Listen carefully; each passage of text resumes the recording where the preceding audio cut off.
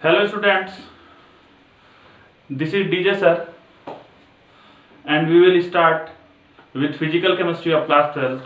First, we will proceed with some basic concepts of physical chemistry and we will start with the most basic mole.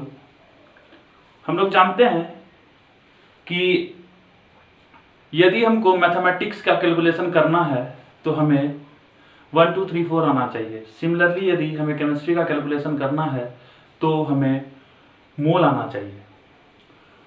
मोल बहुत basic है, लेकिन हम लोग देखते क्या हैं कि नॉर्मली जो बच्चे होते हैं उसका मोल बहुत गड़बड़ होता है और इसके कारण उसका फिजिकल केमिस्ट्री का जो कैलकुलेशन है वो बहुत गड़बड़ होता है। तो हम लोग सबसे पहले प्राइमरी मोल के बारे में कुछ जानेंगे और मोल को हम लोग केमिकल रिएक्शन में यूज कैसे करते हैं उसके बारे में जानेंगे। तो हम लोग सोचिए कि हम लोग गए दुकान और दुकानदार को बोले कि भैया हमको 1 डजन बुक दीजिए, तो दुकानदार आपको 12 बुक देगा। सिमिलरली यदि आप उस दुकानदार को जाके बोलिएगा कि भैया हमको 1 मोल बुक दीजिए, तो वो आपका मुंह देखेगा कि कैसा बेवकूफ है, क्या बोल रहा है, पागल है। लेकिन ऐसा बात क्या है कि उसको मोल के बारे में कोई जानकारी नहीं है। तो हम लोग सबसे पहले मोल उसको सिखाएंगे कि 1 मोल होता क्या है। तो यदि हम लोग 1 मोल के बारे में बात करें तो 1 mole is similar to a quantity.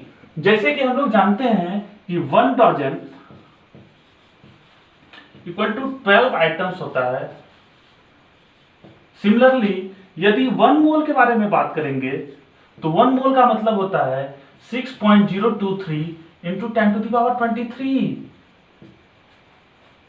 Entities. ये इंटिटी बुक भी हो सकता है, बनाना भी हो सकता है, एटम भी हो सकता है, मॉलिक्यूल भी हो सकता है, आयंस भी हो सकता है, इलेक्ट्रॉन भी हो सकता है, प्रोटॉन भी हो सकता है और न्यूट्रॉन भी हो सकता है। तो हम लोग ये जो एंटिटी है, जैसे हम लोग बोल दें कि 1 मोल बनाना, तो 1 मोल बनाना का मतलब हुआ कि दिस मच नंबर ऑफ बनाना, 6.023 इंटू 10 टू द पावर 23 बनाना। जैसे बोलते कोई कि 1 मोल ट्रक, 1 मोल ट्रक, तो 1 मोल ट्रक का मतलब भी this much number of trucks. अब केमिस्ट्री में तो हमारे पार्टिकल्स बहुत छोटे छोटे होते हैं, लेकिन प्रैक्टिकली यदि हम लोग 1 मोल बनाना लाने जाएं तो ये बहुत इम्प्रैक्टिकल बात है। यदि हम लोग कैलकुलेट करें तो हम लोग कैलकुलेट करते हैं 1 पे 10,000, 100,000, 10,000, लाख, 10 लाख, करोड़, 10 करोड़, अरब। तो कितने जीरो हुए? 1 2 3 4 5 6 7 8 9 जीरो। हमको जाना है कितना? 10 टू द पावर 23, जो कि इम्प्रैक्टिकल है। तो हम लोग बोल सकते हैं mole is a quantity which is related to chemistry. हम लोग क्या बोल सकते हैं? Mole is a term which is related to chemistry and 1 mole represents this much number of entities, 6.023 into 10 to the power 23 entity। अब देखिए ये जो एंटिटी हैं, इन एंटिटी के बारे में बात करते हैं। केमिस्ट्री में जो हमारे एंटिटी होंगे, केमिस्ट्री के लिए जो हमारे एंटिटी होंगे वो या तो एटम होगा, या तो मॉलिक्यूल्स होगा, या तो आयंस होगा, या तो इलेक्ट्रॉन होंगे, प्रोटॉन होंगे, न्यूट्रॉन होंगे, alpha particles, beta particles, gamma particles and so on. हमारे पास बहुत सारे पार्टिकल्स हैं। लेकिन नॉर्मली हम लोग का जो अभी का केमिस्ट्री है, 11th 12th का केमिस्ट्री, उसमें हम लोग इलेक्ट्रॉन, प्रोटॉन, न्यूट्रॉन्स और एटम, मॉलिक्यूल्स और आयंस के बारे में बात कर सकते हैं। तो हम लोग अब समझेंगे कि 1 मोल को हम लोग केमिस्ट्री के भाषा में समझेंगे। आप इसको पहले कॉपी कर लीजिए और वीडियो पॉज करके कॉपी कर लीजिए, उसके बाद हम लोग आगे बात करते हैं।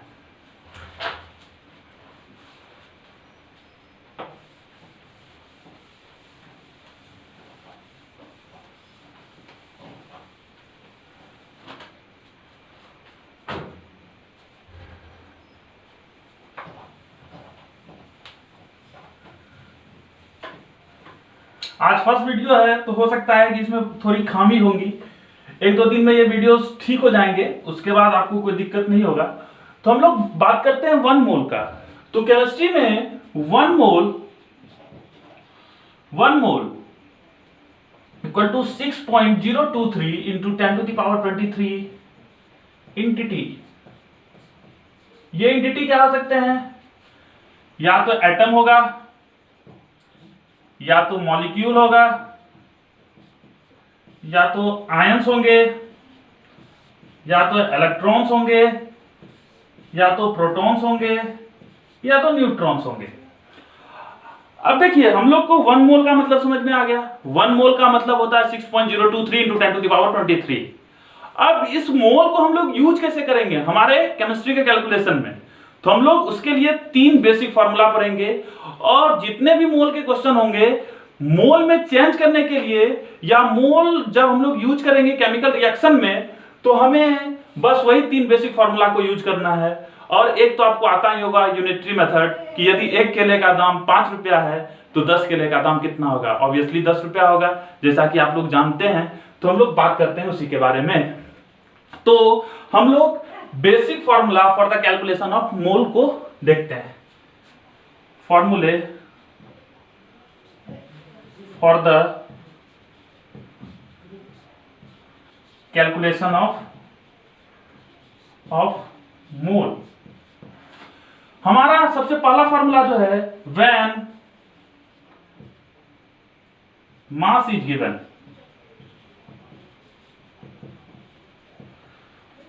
तो हमारा जब मास गिवन होगा तो हम लोग नंबर ऑफ मोल्स निकालते हैं। गिवन वेट या मास, केमिस्ट्री में हम लोग वेट या मास इतना हम लोग डिफरेंशिएट नहीं करते हैं। यदि फिजिक्स पढ़िएगा तो उसमें वेट और मास में आपको डिफरेंस आपके फिजिक्स वाले सर ने आपको बताया होगा। तो गिवन वेट और mass upon gram atomic mass या gram molecular mass. Here GAM represents gram atomic mass and GMM represents gram molecular mass. जैसे कोई क्वेश्चन है हमारे पास, calculate the number of moles of 49 gram of H2SO4। तो यहां हमें दिया गया है, सबसे पहले इस क्वेश्चन में हम लोग देखें तो हमको वेट गिवन है। तो गिवन वेट हमको तो पता है, हमको ग्राम एटॉमिक मास और ग्राम मॉलिक्यूलर मास कैलकुलेट करना है। अब H2SO4 एक मॉलिक्यूल है, इसलिए हम लोग इसका ग्राम मॉलिक्यूलर मास कैलकुलेट करेंगे। एंड जब हम लोग GMM gram molecular mass of H2SO4 के बारे में बात करेंगे, तो ग्राम मॉलिक्यूलर मास ऑफ H2SO4 होता है 2 into hydrogen plus sulphur plus 4 into oxygen. Hydrogen का 2 इंटू 1, हाइड्रोजन का एटॉमिक मास 1 होता है, प्लस 1 इंटू सल्फर का 32 होता है, प्लस 4 इंटू 16 ऑक्सीजन का 16 होता है। जब इसको हम लोग कैलकुलेट करेंगे तो ये 92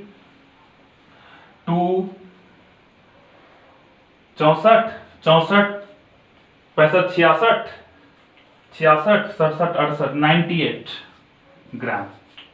अब हमको क्या निकालना है? Number of moles of what? H2SO4। तो यहां से नंबर ऑफ मोल्स निकालें तो गिवन वेट कितना है? गिवन वेट है हमारा 49 अपॉन हमारा जो ग्राम एटॉमिक मास या ग्राम मॉलिक्यूलर मास है वो है क्या? 98 ग्राम है तो half mole. This is the first formula for the calculation of मोल। हम लोग सेकेंड फार्मूले के बारे में बात करें, इसको पहले कॉपी कर लीजिए, तब तक मैं इसको इरेज कर देता हूं।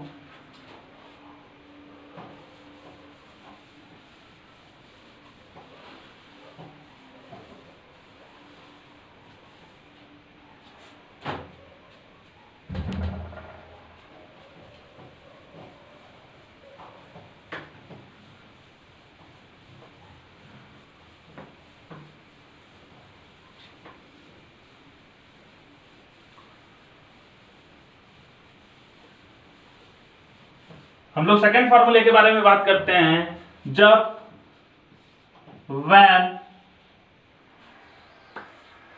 number of particles are given, number of particles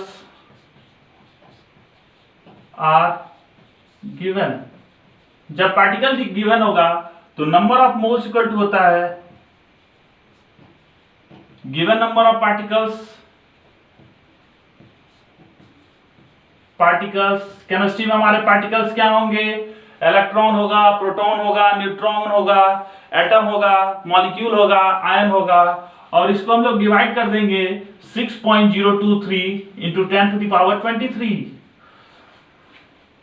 ये जो number 6.023 into 10 to the power 23 है, इसको एवोगैड्रो नंबर भी बोलते हैं, और इसको हम लोग Na से भी रिप्रेजेंट करते हैं, और this Na represents Avogadro's number. तो हम लोग क्या बोलेंगे इसको, एवोगैड्रोस नंबर। तो एवोगैड्रोस नंबर यदि आपको कोई पूछे तो एवोगैड्रोस नंबर होता है क्या, 6.023 इंटू 10 टू द पावर 23। अब इस पे बेस्ड एक छोटा सा क्वेश्चन हम लोग करते हैं, और वो क्वेश्चन है कि calculate the number of moles of 12.046 into 10 to the power 23 molecules of CO2। बहुत बेसिक क्वेश्चन है, आप इसको पॉज कर लीजिए पहले वीडियो को, और आप पहले इस क्वेश्चन को ट्राई कीजिए, तब तक मैं इसको सॉल्व करता हूं। तो यहां गिवन क्या है, given number of molecules of CO2 equal to 12.046 into 10 to the power 23। हमको निकालना क्या है, नंबर ऑफ मोल्स। तो नंबर ऑफ मोल्स कैसे निकलेगा, बताइए, नंबर ऑफ मोल्स कितने निकलेगा, कैसे निकलेगा, given number of particles upon Avogadro number. Given number of particles 12.046 into 10 to the power 23, और इसको डिवाइड करेंगे किससे, 6.023 into 10 to the power 23। 23 cancel out हो गया, और ये 2 टाइम्स में कैंसिल आउट हो गया, तो number of moles equal to 2 mole. This is the second formula for the calculation of mole. Now we will proceed with the third formula, और third formula के लिए आप तब तक इसको कॉपी कर लीजिए, छाप लीजिए, तब तक मैं इसको इरेज करता हूं, और उसके बाद हम लोग थर्ड फार्मूले को देखते हैं।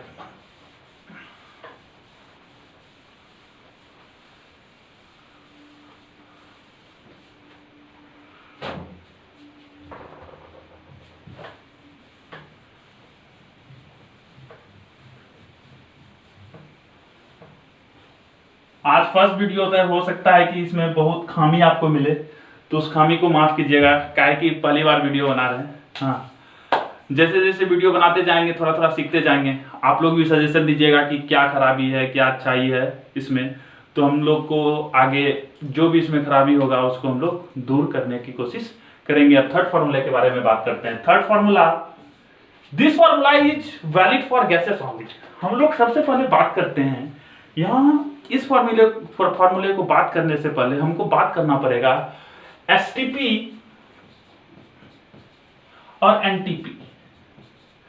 एसटीपी और एनटीपी है क्या, ये एक स्टैंडर्ड कंडीशन है जिसपे हमारा कोई रिएक्शन माना गया कि इस पे नॉर्मली हमारा रिएक्शन टेक पार्ट करेगा, मतलब रिएक्शन होगा।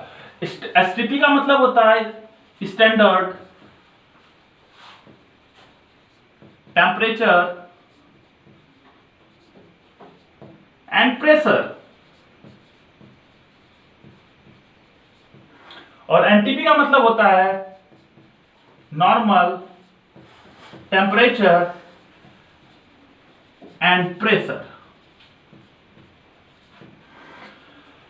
देखिए, स्टैंडर्ड टेम्परेचर एंड प्रेशर जो होता है, ये दो हमारे पास दो वैल्यू क्यों है, पहले इसकी कहानी सुन लीजिए। आज से 300-400 साल पहले क्या हुआ कि हमारा केमिस्ट्री में एडवांसमेंट उतना हुआ नहीं था। जब हमारे केमिस्ट्री में एडवांसमेंट नहीं हुआ था तो क्या देखा गया कि उस समय बहुत कम रिएक्शन होते थे, तो वो उस टाइम पे हमारा मैक्सिमम रिएक्शन जो है वो 0 डिग्री सेल्सियस पे हो जाया करता था। लेकिन जैसे जैसे एडवांसमेंट इन केमिस्ट्री हुआ, हमारा जो है 0 डिग्री सेल्सियस पे मैक्सिमम रिएक्शन होता ही नहीं था।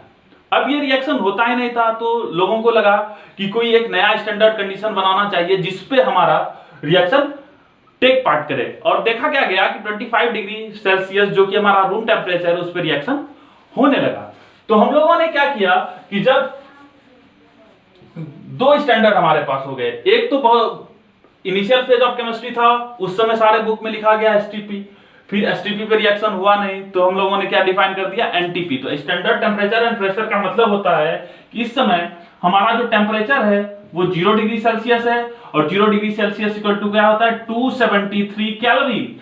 यदि हम लोग यहां प्रेशर के बारे में बात करें तो होता है 1 atm pressure. What do you understand by 1 atm? 1 atm का मतलब हुआ कि 1 एटमॉस्फेरिक प्रेशर। आपके सर पे हमेशा 1 atm प्रेशर है, जिसके कारण हम लोग स्टेबल हैं। चांद पे हम लोग स्टेबल नहीं है क्योंकि हमारे सर पे वहां 1 atm प्रेशर नहीं है। और यहां जो वॉल्यूम था वो 22.4 लीटर लिया गया। इसके बारे में बात करते हैं कि 22.4 लीटर क्यों लिया जाता है। नॉर्मल टेम्परेचर प्रेशर में टेम्परेचर जो है वो 25 डिग्री सेल्सियस और प्रेशर 1 atm लिया गया, और यहां वॉल्यूम 22.6 लीटर लिया गया। देखिए यहां 22.4 लीटर लिए हैं और यहां 22.6 लीटर, लेकिन ये जो डिफरेंस है ये सिर्फ एक चैप्टर में यूज होता है, उस चैप्टर का नाम है थर्मोडायनामिक्स। हम लोग नॉर्मल अपने मोलर कैलकुलेशन के लिए इन दोनों वैल्यू को एक ही लेंगे और इसको 22.4 लीटर पे ही सॉल्व करेंगे हम लोग। तो ये एसटीपी और एनटीपी पे समझ में आ गया। अब क्या बोला गया कि एसटीपी या एनटीपी पे यदि किसी भी गैस को लिया जाए, एसटीपी या एनटीपी पे किसी भी गैस को लिया जाए तो उसका जो वॉल्यूम है वो 22.4 लीटर होता है। मतलब 1 mole of any gas has volume equal to 22.4 litre. अब देखिए यदि हमको वॉल्यूम दिया हुआ हो तो हम लोग नंबर ऑफ मोल्स कैसे निकालेंगे? तो number of moles equal to होता है, हम लोग यहां से फॉर्मूला बना सकते हैं, number of moles equal to given volume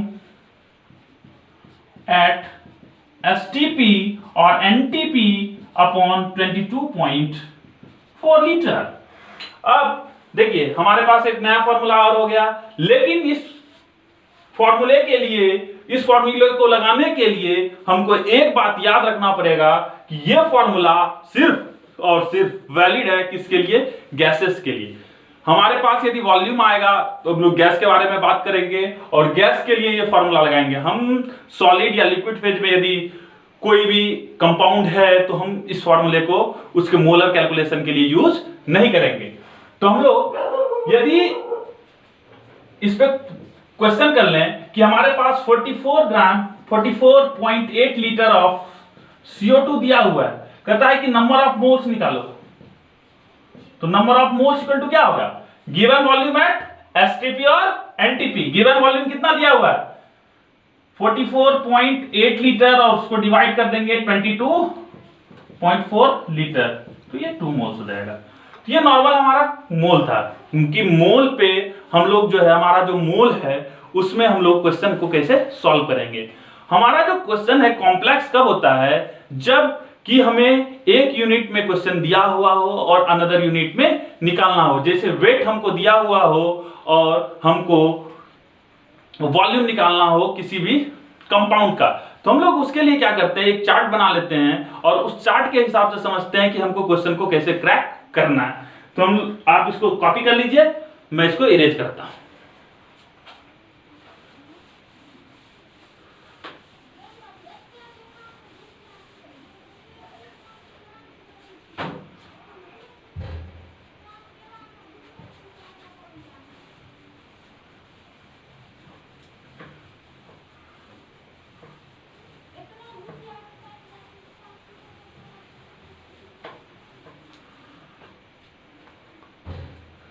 देखिए हम लोग को जो भी गिवन वैल्यू दिया हुआ था, या तो हमको वॉल्यूम दिया हुआ था, या तो हमको वेट दिया हुआ था, या तो नंबर ऑफ पार्टिकल्स दिया हुआ था। हम लोग निकाल क्या रहे थे? मोल। तो हम लोग सबसे पहले एक जगह लिख देंगे मोल। हमें निकालना क्या है? मोल। हमको या तो वेट गिवन होगा,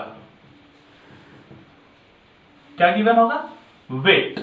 सेकेंड, हमको क्या गिवन होगा, नंबर ऑफ पार्टिकल्स गिवन होंगे।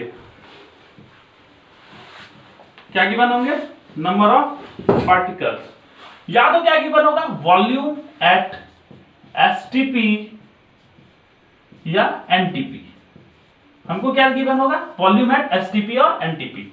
हमको यदि फॉर्मूला याद हो तो हम लोग number of moles equal to क्या निकाल लेते हैं, number of moles equal to given wait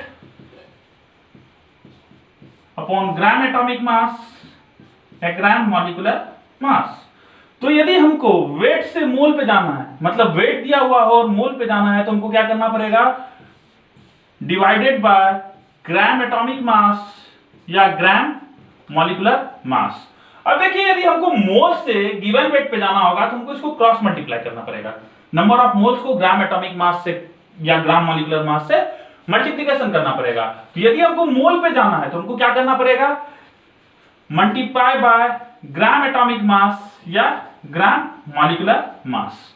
अब देखिए, यदि हमको नंबर ऑफ पार्टिकल्स गिवन है और नंबर ऑफ मोल निकालना है, तो नंबर ऑफ मोल का फॉर्मूला हम लोग सीखे थे कि given number of particles divided by Avogadro number. मतलब यदि नंबर ऑफ पार्टिकल्स गिवन है और मोल निकालना है तो हमको क्या करना पड़ेगा, डिवाइड करना पड़ेगा। किससे, एवोगैड्रो नंबर से। और हमारा एवोगैड्रो नंबर होता क्या है, 6.023 × 10⁻23। तो हम लोग उससे डिवाइड कर देते हैं, तो क्या होगा, डिवाइडेड बाय Na। अब यदि हमको मोल से नंबर ऑफ पार्टिकल्स पे जाना है तो हम लोग क्या करेंगे, इसको मल्टीप्लाई कर देंगे, किससे, एवोगैड्रोस नंबर से। अब देखिए, हमको क्या दिया हुआ है, वॉल्यूम दिया हुआ है, और वॉल्यूम से यदि हमको मोल निकालना है, क्या करना है, वॉल्यूम से मोल निकालना है। तो वॉल्यूम से मोल हम लोग कैसे निकालेंगे, वॉल्यूम से मोल निकालने के लिए तुरंत हम लोगों ने फॉर्मूला पढ़ा कि वॉल्यूम से यदि मोल निकालना है तो हम लोग को गिवन नंबर, जो भी गिवन हमको वॉल्यूम दिया हुआ है, उसको हम लोग क्या करते हैं, 22.4 लीटर से डिवाइड कर देते हैं। तो यदि हमको वॉल्यूम से मोल निकालना है, क्या निकालना है, वॉल्यूम से मोल, तो इसको डिवाइड कर देंगे 22.4 लीटर से। और यदि हमको मोल से वॉल्यूम में निकालना है तो इसको मल्टीप्लाइड बाय 22.4 लीटर से कर देंगे। अब देखिए, यदि आपको नंबर ऑफ पार्टिकल्स गिवन है और आपको वेट पे जाना है तो हम लोग क्या करेंगे, नंबर ऑफ पार्टिकल्स से पहले मोल पे जाएंगे और मोल से वेट पे चले जाएंगे। यदि हमको वॉल्यूम से गिवन वेट पे जाना है तो वॉल्यूम से हम लोग मोल पे जाएंगे, मोल से गिवन वेट पे चले जाएंगे। हमको नंबर ऑफ पार्टिकल्स से वॉल्यूम पे जाना है तो नंबर ऑफ पार्टिकल्स से मोल पे जाएंगे और मोल से वॉल्यूम पे जाएंगे। तो ये हमारा एक ट्रिक है जिससे हम लोग इसको मोल के क्वेश्चन को सॉल्व कर सकते हैं। तो जैसे हम लोग करें क्या कि हम लोग के पास एक क्वेश्चन दे दे, calculate the number of moles, no calculate the volume of CO2 if the weight of CO2 is 88 gram. तो देखिए, हमको दिया क्या है, हमको दिया हुआ है वेट ऑफ CO2 और हमको निकालना क्या है, वॉल्यूम ऑफ CO2। हमको क्या दिया हुआ है, वेट ऑफ CO2 दिया हुआ है और हमको निकालना क्या है, वॉल्यूम ऑफ CO2। हमको वेट से मोल पे जाना है, मोल से वॉल्यूम पे जाना है। तो हम लोग नंबर ऑफ मोल्स पहले निकाल लेते हैं, number of moles of CO2। Number of moles of CO2 equal to given weight upon gram atomic mass और gram molecular mass. Given weight कितना है, 88 ग्राम्स। और यदि CO2 का हम लोग ग्राम मॉलिक्यूलर मास कैलकुलेट करें तो 16 टू द 32 और 32 प्लस 12 44 ग्राम, तो 2 मोल निकल गया। अब हमको क्या निकालना है, हमको निकालना है वॉल्यूम। हमको मोल नहीं निकालना भैया, हमको क्या निकालना है, वॉल्यूम।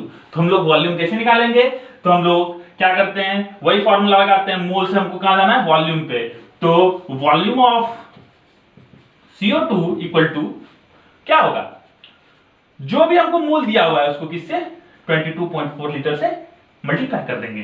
तो 2 moles 2 into 22.4 litre equal to 44.8 litre. ये क्वेश्चन बहुत आसान था, आप इस क्वेश्चन को देख लीजिए। अब हम लोग इसको आगे प्रोसीड करते हैं कि ये जो हम लोगों ने मोल सीखा, इसको क्वेश्चन में कैसे यूज करेंगे। मतलब हमारे पास यदि केमिकल रिएक्शंस दिए हुए होंगे तो उसमें हम लोग मोल यूज कैसे करेंगे। आप वीडियो पॉज करके पहले इसको छाप लीजिए, तब तक मैं इसको मिटाता हूं।